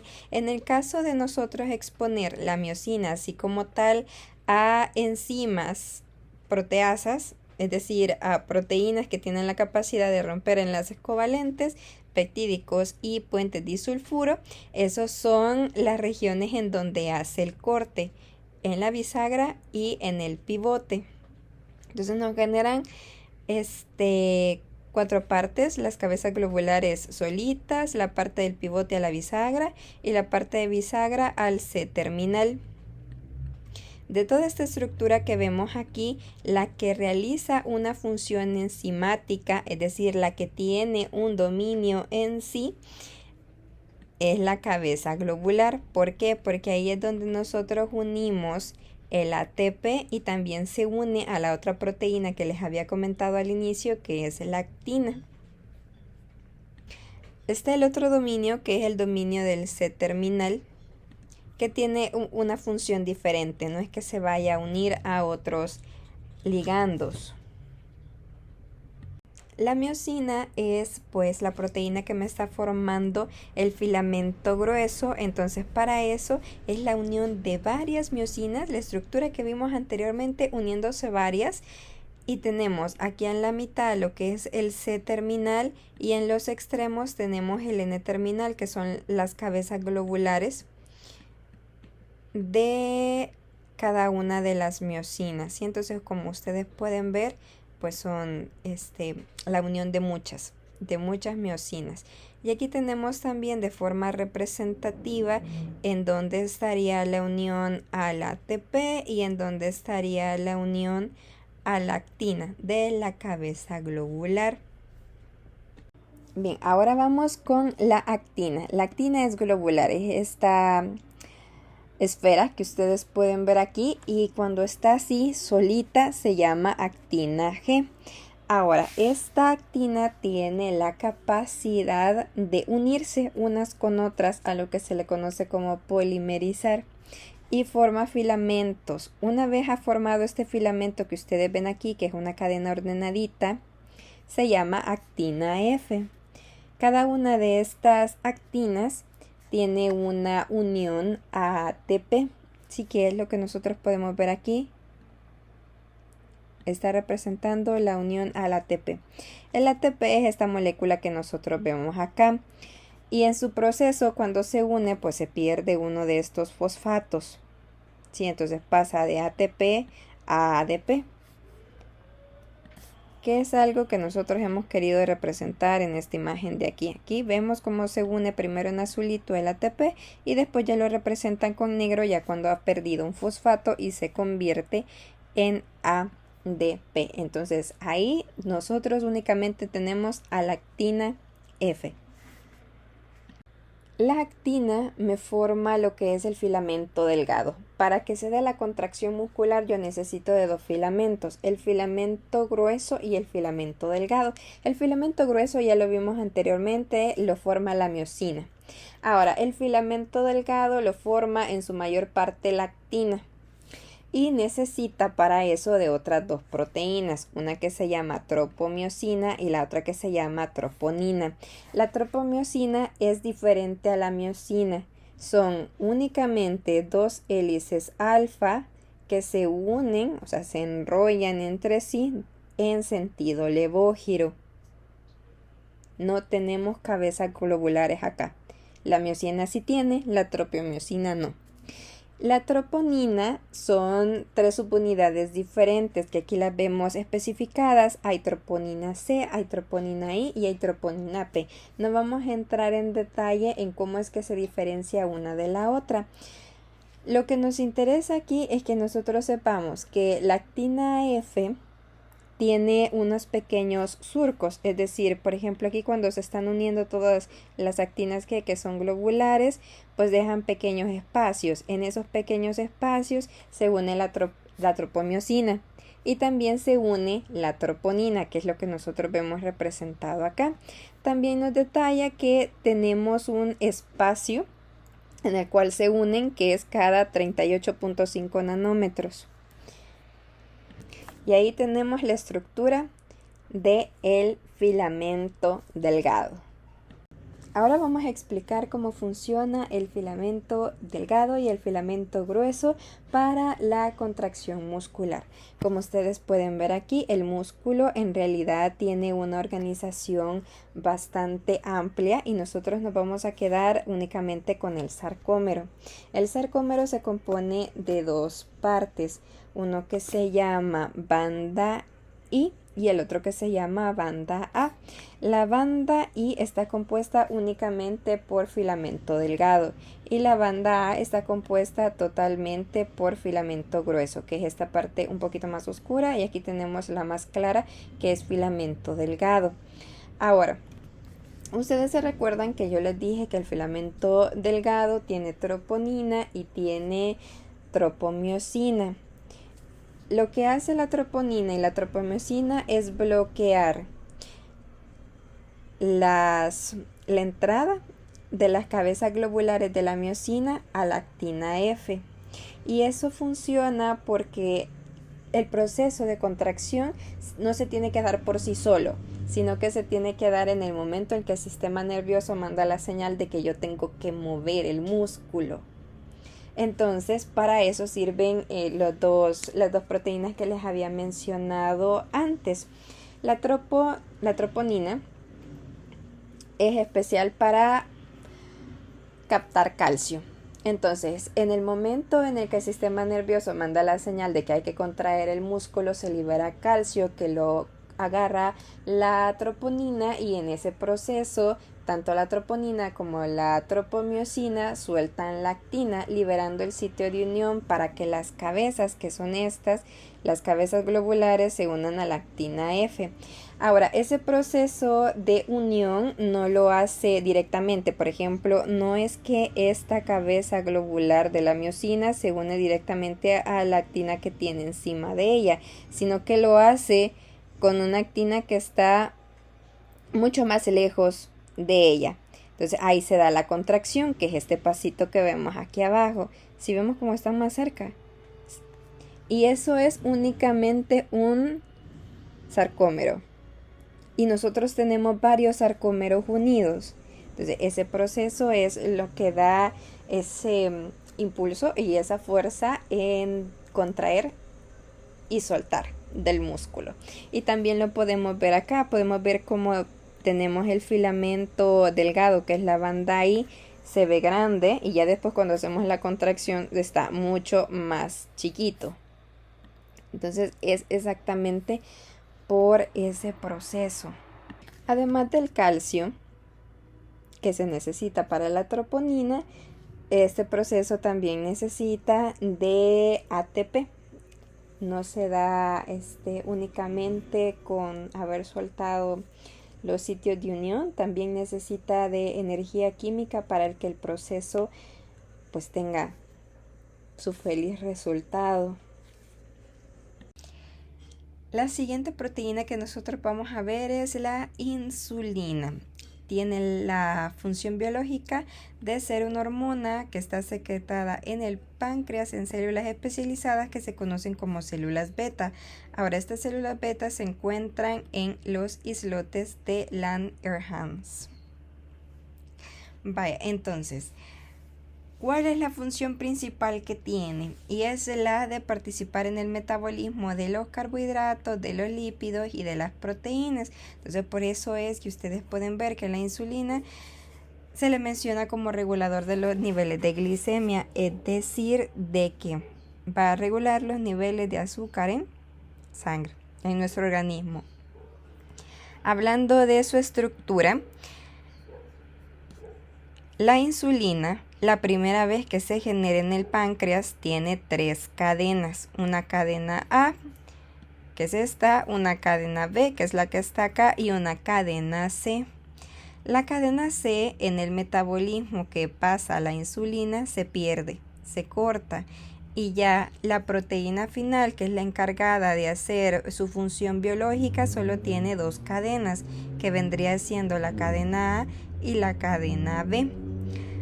Nosotros aquí tenemos lo que es la secuencia de aminoácidos, que viene a representar la estructura primaria, únicamente la secuencia unida por enlaces peptídicos.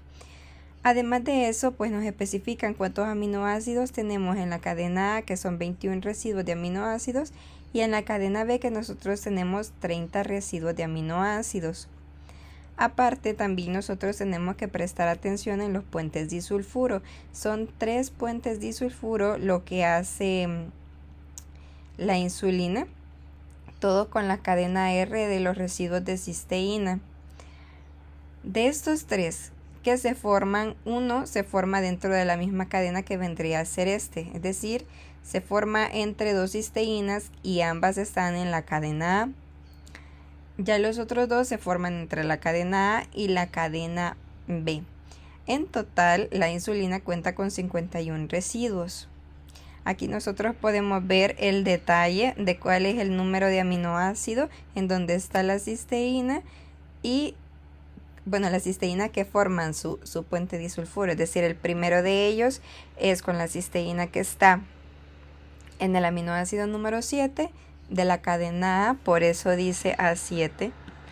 Y el otro es con el aminoácido número 7, que vendría siendo la cisteína, ¿verdad?, pero de la cadena B. Y así es como nosotros vamos a interpretar los otros 2 enlaces disulfuro. Entonces, siguiendo con la estructura de la insulina, consiste en un dímero, es decir, tiene 2 cadenas polipeptídicas diferentes. Tiene una cadena A y una cadena B, que ya lo habíamos establecido en la lámina anterior. En la cadena A nosotros tenemos 2 hélices alfa, que serían estas que están aquí de verde. Son hélices alfa. Esta partecita de aquí vendría a ser su giro beta, con el cual une la siguiente hélice alfa. Y en cambio la cadena beta tiene una hélice alfa, que es esta la que estamos aquí en azul, tiene un giro beta y tiene una hoja plegada, que es esta la que se representa con una flechita. También vemos los correspondientes puentes disulfuro, que son los que unen a los 2 tipos de cadena. La insulina en sí es una proteína muy pequeña, pero aún así su estructura proteica llega hasta tener estructura cuaternaria. Entonces, eso es algo también que nosotros tenemos que tener muy en cuenta hasta cuáles son las estructuras que posee cada una de las proteínas que les he mencionado. Y con esto concluimos nuestra clase de proteínas 1. Muchas gracias por su atención prestada.